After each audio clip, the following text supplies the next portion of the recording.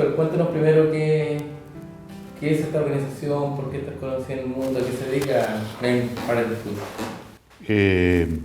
Gracias por esta oportunidad. En primer lugar, yo creo que es necesario poner esta discusión en su contexto. En Chile, en este momento, se está discutiendo una legislación que permite interrumpir el embarazo, producir un aborto en 3 causales que son bien conocidas, que son cuando está en riesgo la salud de la madre, cuando la vida del feto, una vez que nazca extrauterina, es incompatible con la vida, o cuando el embarazo se ha generado a partir de una violación.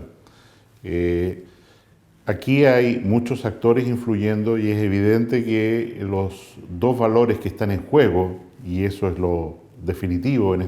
este proyecto de ley, es por una parte el valor o el derecho que tiene una mujer a llevar adelante un embarazo que no desea por cualquier razón. En realidad las 3 causales son una manera de abrir esto a un embarazo, a un aborto libre, ¿no? Y así ha sido mantenido permanentemente en la iniciativa que ha mantenido el gobierno en el Parlamento. Y la segunda, el derecho a la vida del que está por nacer y la discusión de cuándo se inicia esta vida. Este proyecto, como se conoce hasta ahora, en el fondo define una fecha que es 14 semanas de gestación, para decir antes de las 14 semanas aquí no hay un derecho a la vida que deba sostenerse, y después de las 14 semanas sí. Decía que en el debate para instalar el tema del aborto, la legislación pro aborto en Chile, se estarían definiendo que hasta las 14 semanas se podría hacer un aborto. ¿Cuál es el criterio en el cual se llegó esas 14 semanas? ¿Por qué está formado el sistema nervioso? ¿Por qué se puso esa fecha? La idea primitiva del gobierno era 14 semanas, como existe en otros países, fundamentalmente por la información errónea de que recién después de las 14 semanas el feto tendría capacidad de sufrir, en el sentido de un sistema neurológico ya completamente desarrollado.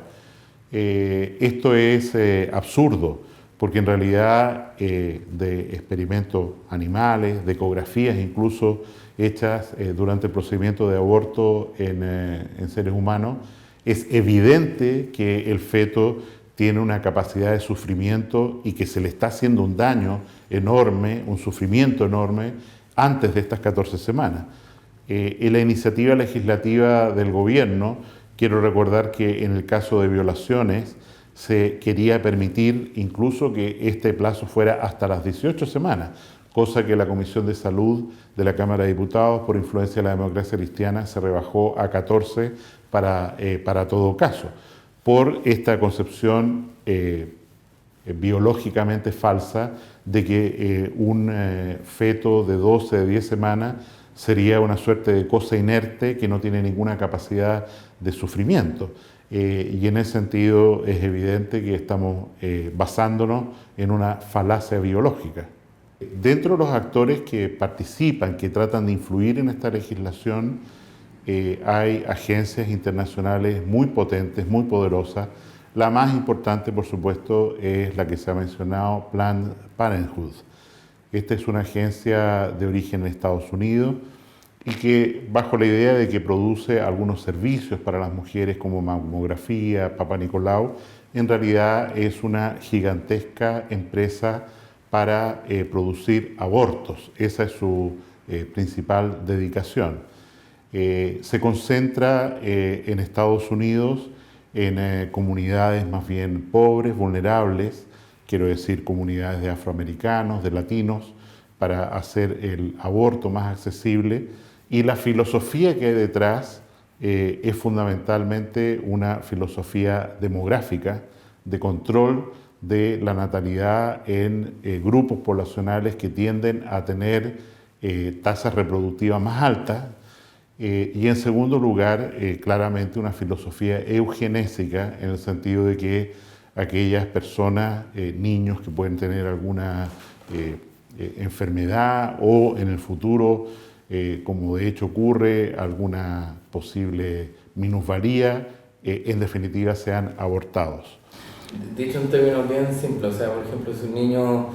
tuviera algún defecto, no sé, por faltar una pierna, o tuviera una enfermedad como un síndrome de Down, cualquier cosa así, en el fondo, para ellos es un niño descartable. Absolutamente, y de hecho, en los países donde, porque esta es una agencia con amplias ramificaciones internacionales y con un financiamiento muy importante estatal desde Estados Unidos y de otros agentes, en los países donde se instalan, y estoy hablando de países latinoamericanos, países africanos, lograr que efectivamente niños, por ejemplo, con un síndrome de Down no nazcan, es un objetivo marcado. Y efectivamente Chile es hoy día un país que tiene una alta tasa comparativa de nacimiento con niños con este defecto cromosómico en comparación a otras naciones donde simplemente son descartados, abortados. En este contexto nosotros hemos tenido una discusión más bien valórica, pero hay que entender que detrás hay incentivos muy importantes para lograr disminuir la natalidad en países como el nuestro, que ya tiene una natalidad muy baja. En Chile, cada mujer en su edad fértil, en su periodo de fertilidad, tiene 1,8 hijos, que es el número más bajo de Latinoamérica después de Cuba, que tiene 1,4. Y en segundo lugar, insisto, lograr que la gente más pobre o con ciertas limitaciones no tenga familia o tenga el mínimo de familia posible. Y en ese sentido el aborto es una medida de última razón, de extremo, para lograr el control de la natalidad y lograr que estos niños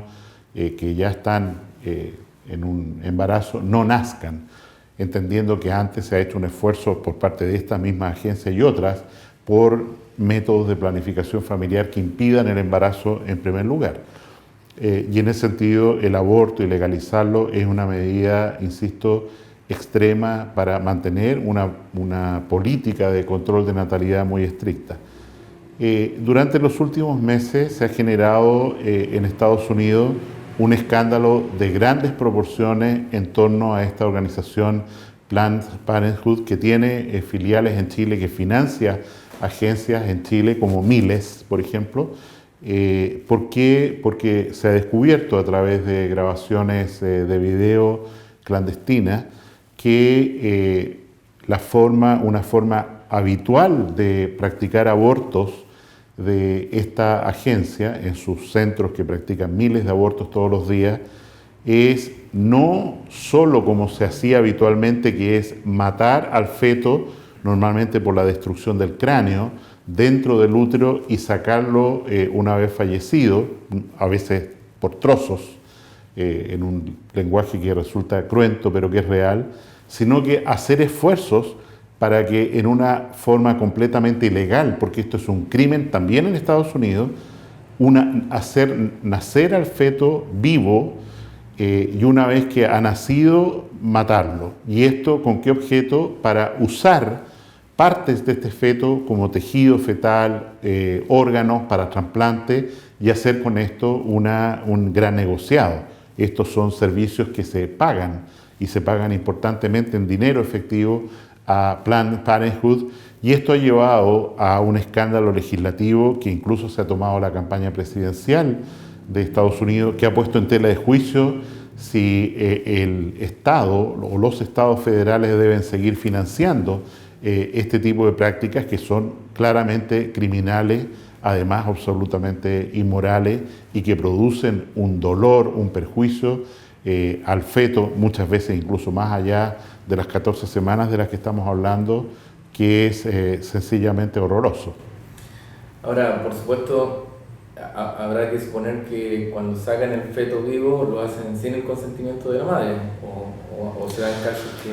que sí, la madre... Ha habido una discusión que tiene elementos de filtración de secretos y, en fin, todavía bastante preliminar, pero es legítimo decir que al parecer la mayoría de estos actos en que se le explica claramente a la madre que el feto va a nacer y después va a ser eliminado, no cuentan con el consentimiento. A lo más hay algunos casos en los que la madre ha dado un consentimiento escrito, expreso, para que algunas partes de los restos fetales se usen con fines de investigación, no suponiendo, por supuesto, que detrás de esto hay un pago, un lucro, sobre el cual las madres han sido completamente ignorantes. Estamos hablando de una organización enorme, gigantesca, que tiene un recurso multimillonarios y que tiene filiales en varios países del mundo, no solo en Estados Unidos. ¿Por qué cree usted que ese debate, estas denuncias que se están haciendo en varios países, acá en Chile aún no son un tema? ¿Por qué no se habla de lo que está haciendo esta organización, al menos públicamente, masivamente en Chile? Yo pienso que dentro de las concepciones filosófico-políticas que tenemos en Chile en este momento, ha habido una campaña y un esfuerzo muy fuerte por legitimar el aborto. Y en ese sentido yo veo dos problemas. El primero, la falta de coraje,